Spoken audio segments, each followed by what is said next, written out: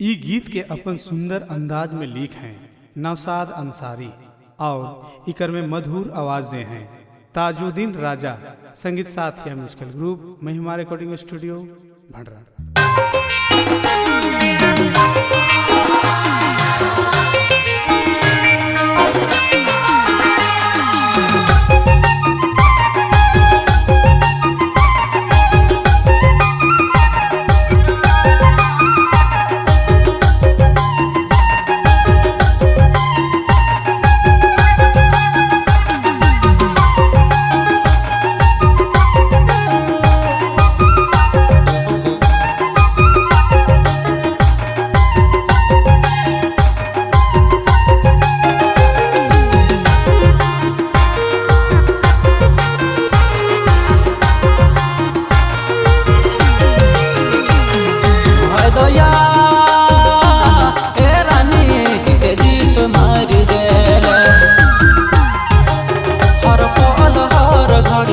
हर पल हर घड़ी तोके याद करो ना जोड़ी, अरे तोके याद करो ना जोड़ी, जीते जी तुम्हारी देले।